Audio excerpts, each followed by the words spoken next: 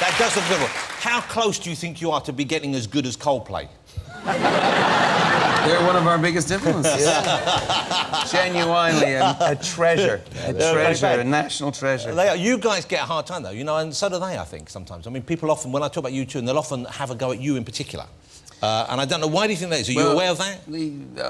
There's a few good reasons, a few not so good. The good one is I can be pretty annoying. The bad one is our music has a lot of joy, and probably Coldplay too, and joy is a rare thing. You know, you don't find it everywhere, and it's a different thing from happiness. It's a different thing from. It's easy to create anger or rage or melancholy, but joy, I think there's an ecstatic quality to our music, and it can annoy people.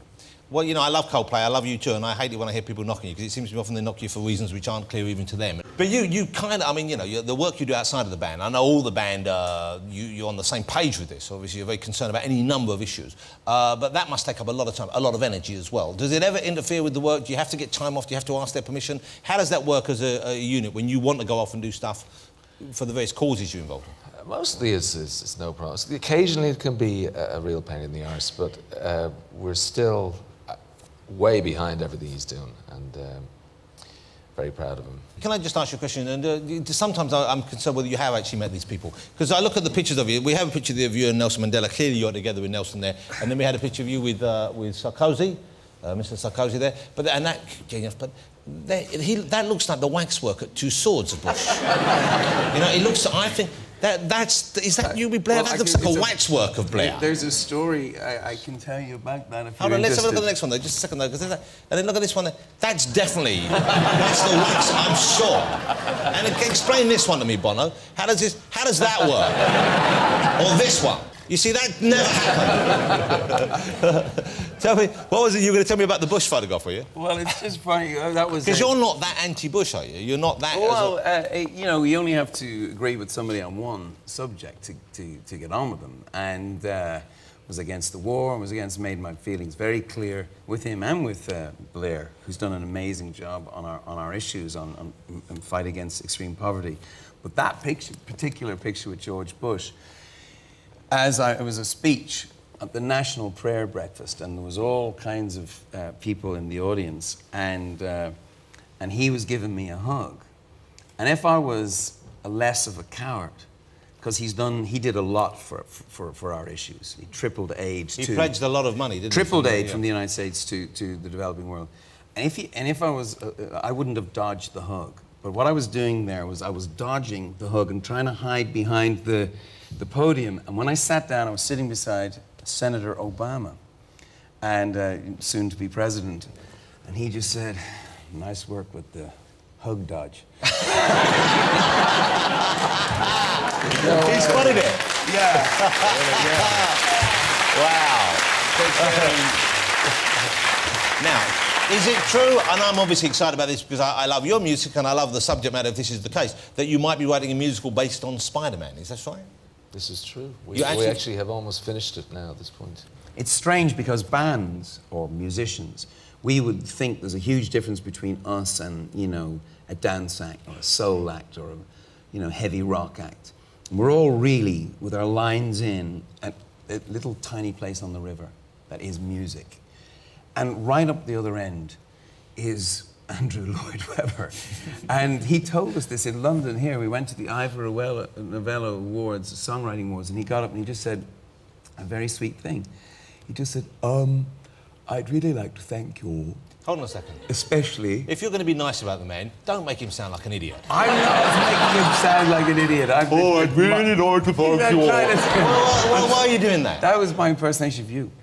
And... No, he honestly said, very, very plummy accent, "I'd really like to thank you all, especially the rock musicians who've left me this to myself." And I said to the Edge, that is interesting. I mean, musical theatre, Brecht, all these kind of people, and we never even thought about it. So that's where it started.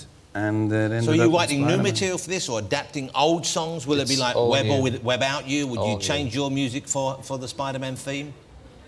We're doing all custom stuff for the Spider-Man How about thing. It's going to be great. Peter Bloody Parker? You see the songs? I don't think so. So you're familiar with the oeuvre. But you're going to write new material for this, Yeah, and it's going to have. Is it going to be one of those musicals where they stop and sing to the audience, or is it actually going to have, or is it going to be incidental music? It's almost more like opera where the songs push forward the story. It's not even like that you jump out of the action to sing a song. It's like it's all mostly done through song. And who's going to be the villain on stage with him?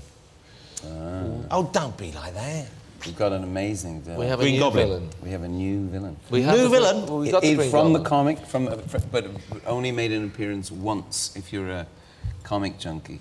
And it's an amazing, amazing villain. And it's a female. That's all we're allowed to say. And is this cast yet? Some Very casts, close. yes. Can we say? Yeah, some of it. Because- Can we say? Edna doesn't want to give anything away, but I think she's up for the role. Right there. Edna would make a great female villain in Spider-Man. All right. I'm excited about that. I'm genuinely. When's it going to open? When's it going to happen? Early next year. I'm looking forward to that. You know what I very much admire about you guys is, you know, you've been doing it for a long while, you keep doing it, but you keep wading in, not only doing new things, but you keep bringing that new material. You're a proper working band, aren't you? If you imagine bands that we had, looked up to, like The Clash, I would have loved them to be around right now because they were extraordinary, and I would be very interested in the work they were doing right now. And I don't think rock and roll is caught up with being 18 or 25 or 45. It's a different kind of rebellious spirit, and it's not about age. May I speak on behalf of your fans and say, will you please keep on rocking? Thank you very much. It's okay. I love it to have you here. The Edge and Bono, ladies and gentlemen. Great stuff. Thank you. I'm excited. Who's the villain? He's sweet. Great stuff. Thank you. Bono on the Edge, ladies and gentlemen.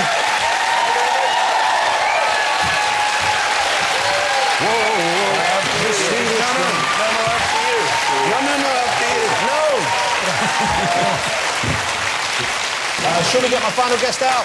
I think we should. Before we do, let's see you in action. One of my